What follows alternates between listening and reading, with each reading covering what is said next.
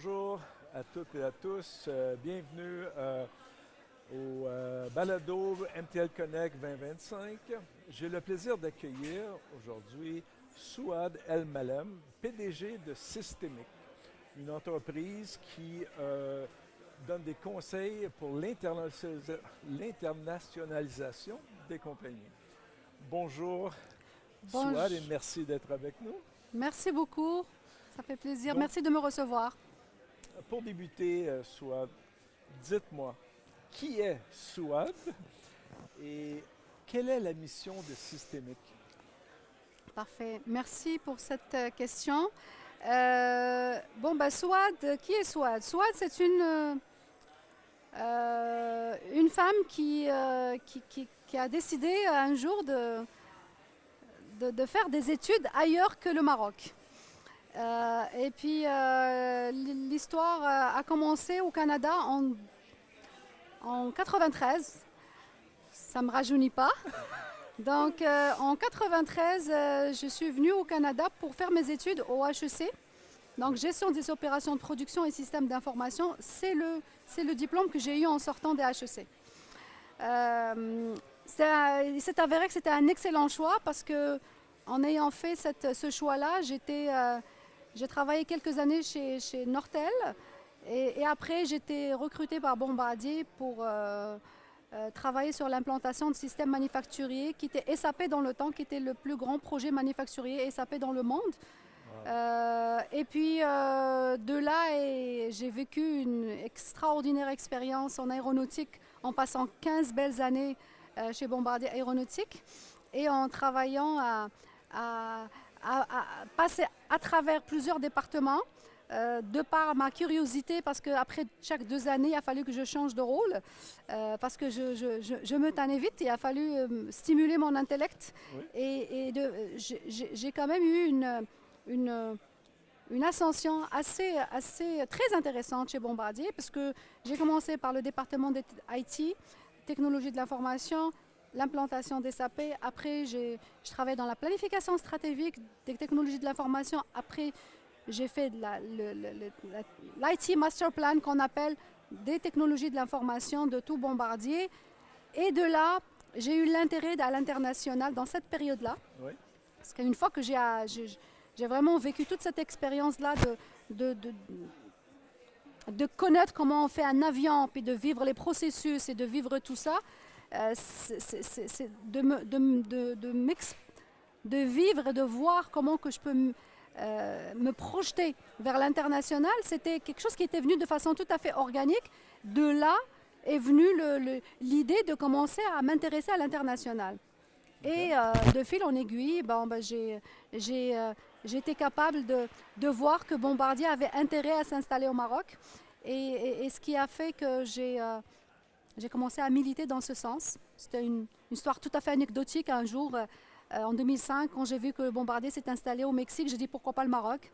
Pourquoi pas? Puis c'était sentimental, certes, au début, mais après, avec le temps, j'ai pu mettre des chiffres à côté des émotions et de dire que le plan d'affaires valait la peine. Et puis c'est là où mes patrons m'avaient suivi et puis qu'on a quand même fait un gros projet industriel au Maroc. Mais maintenant, chez Systemic, vous êtes passé à l'international de Bombardier à Systemic?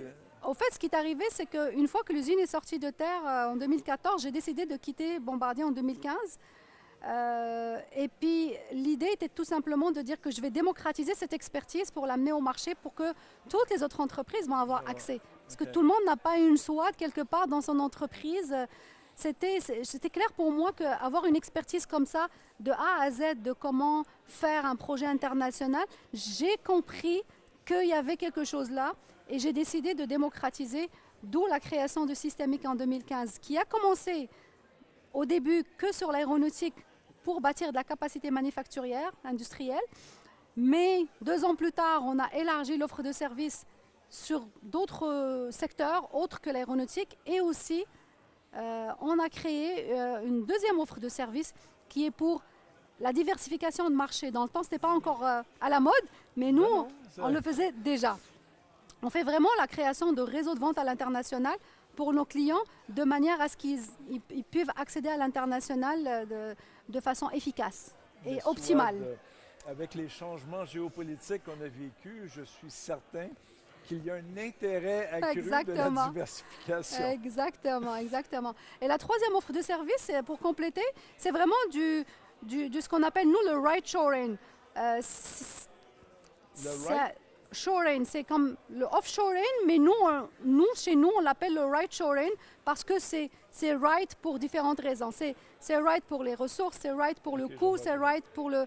Donc, c'est vraiment une offre de service qui a haute valeur ajoutée de manière à ce qu'on a...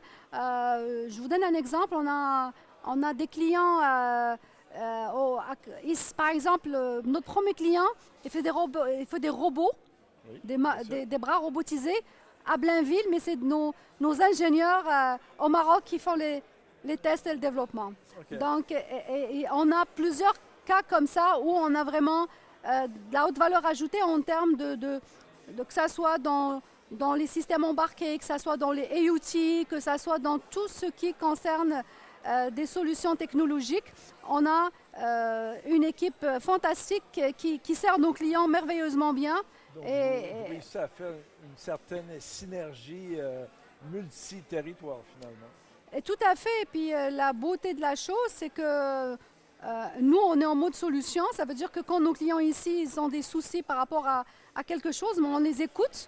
Et puis, on développe le vertical si le client en a besoin, tout simplement. Donc, on n'est pas en mode... j'aime bien dire qu'en bon français, s'il y a un pain point, s'il y a un point douloureux, chez le client, on l'écoute, puis notre valeur ajoutée, c'est de lui amener la solution à son problème. Parce qu'on a cette agilité-là d'amener des solutions, mais les vraies solutions à ces problèmes. C'est intéressant, vous amenez le problème. Les compagnies qui font justement appel à vos services, quel est le type de problème le plus important auquel ils font face? Beaucoup de types de problèmes, mais de façon majoritaire, quand vous savez la problématique de main-d'œuvre au Québec et au Canada, oui. Ça c'est le sujet de l'heure. Des fois, les gens, ils veulent avoir des ressources, mais les histoires d'immigration et tout ça, ça prend du temps, les permis, les contraintes, les limites et tout.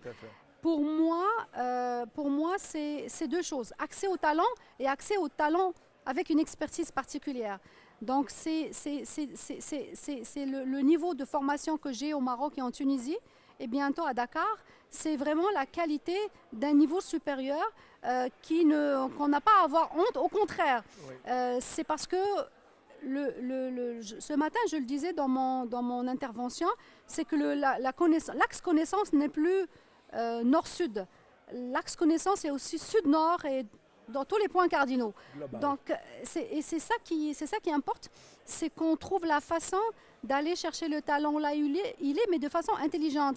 Parce que cette façon de dire j'ai besoin de ressources, je vais aller les chercher, certes, c'est nécessaire dans les usines manufacturières, c'est nécessaire dans les restaurants, c'est nécessaire dans... Mais selon Statistique Canada, 40% des jobs peuvent se faire à distance. Ça, c'est pas moi qui le dis. 40%, selon Statistique Canada.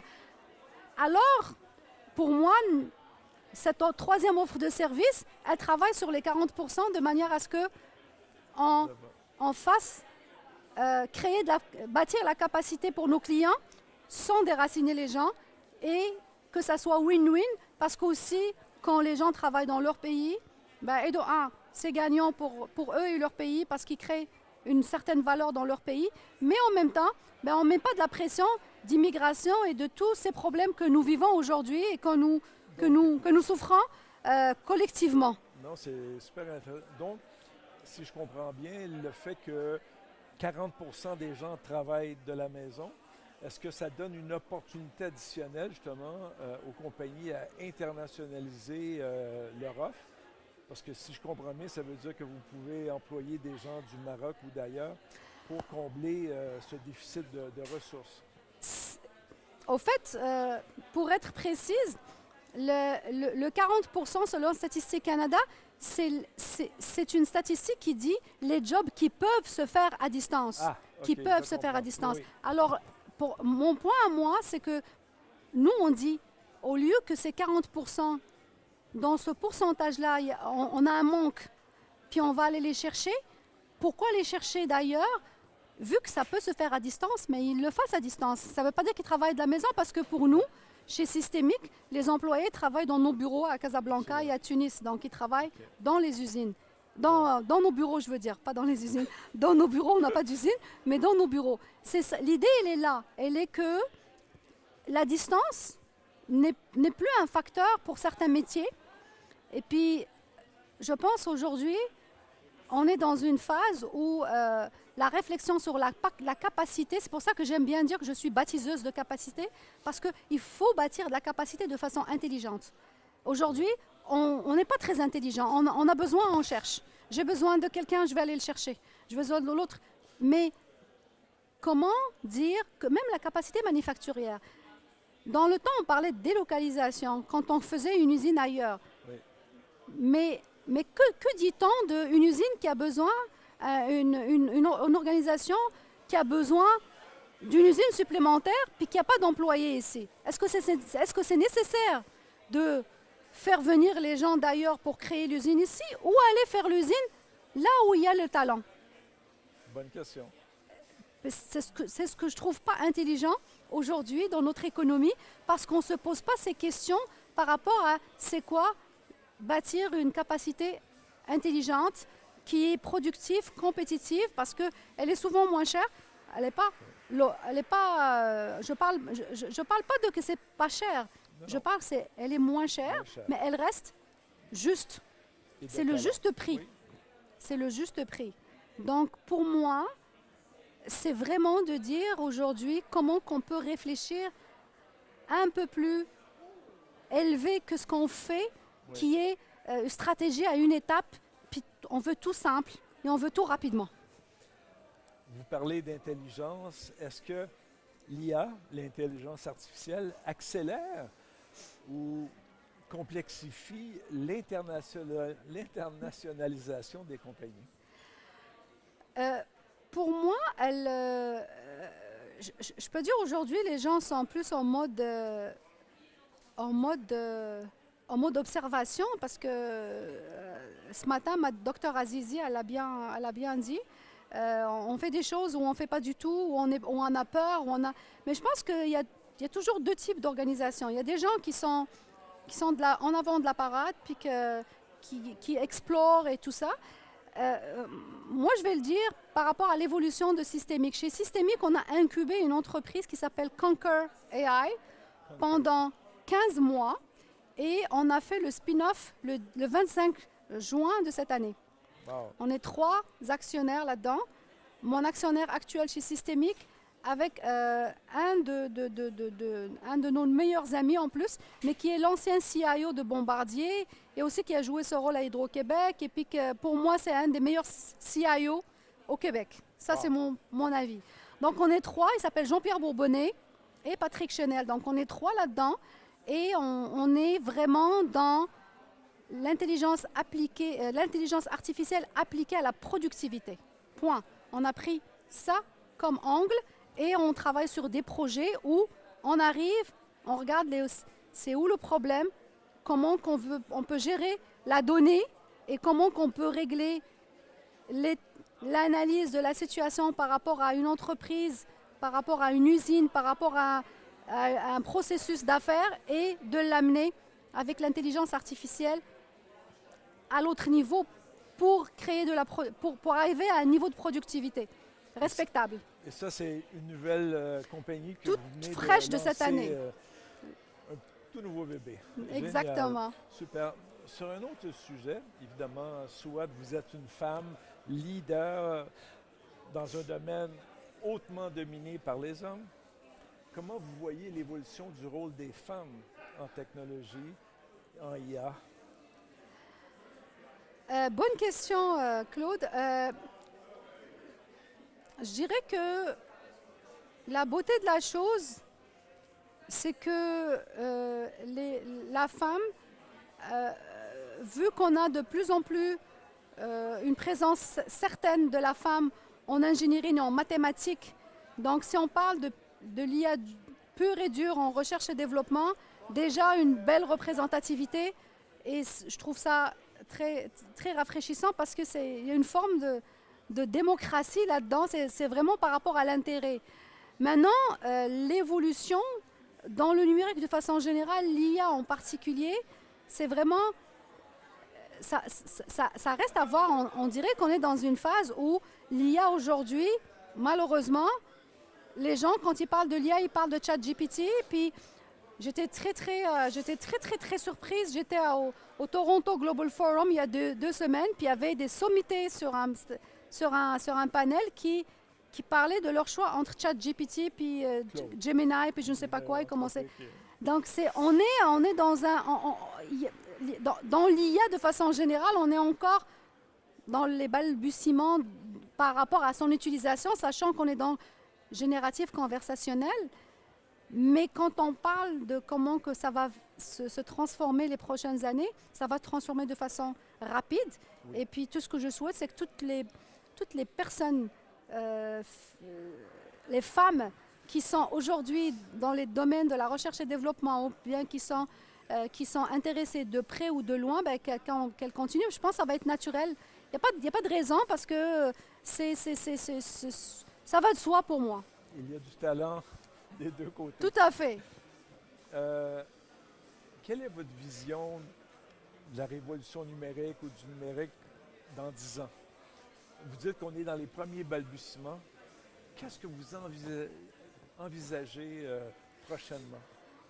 Écoutez, je vais vous le dire dans mes mots parce que je l'ai dit plusieurs fois dernièrement, parce que plus le temps passe, plus quand je vois les gens parlent de ChatGPT comme si c'est l'IA, je dis, mon Dieu, si c'est ça votre perception de l'IA, donc c'est comme si on est en train d'adresser, pour moi, les proportions de l'iceberg. Cette pointe de l'iceberg, on parlait de 10% comme proportion. Elle est, avec ce qui se passe avec l'IA, c'est comme si on est en train d'adresser 0,0001%. Wow. C'est mon feeling le plus intime et profond.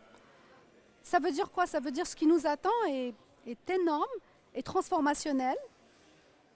Mais c'est juste que l'être humain, on dirait que des fois, s'il ne fait pas un paradigme shift, il ne conçoit pas les changements. Ouais.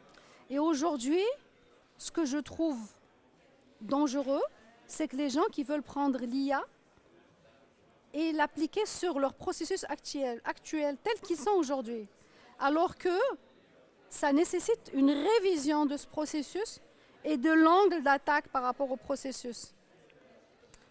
Et c'est comme si on devrait tout revoir, mais on n'a pas la capacité, tous, de prendre faire l'exercice en tant que tel parce qu'on n'arrive pas à l'imaginer. C'est comme si c'est trop demandé. C'est une histoire de résistance au changement que je pense elle est naturelle chez les gens.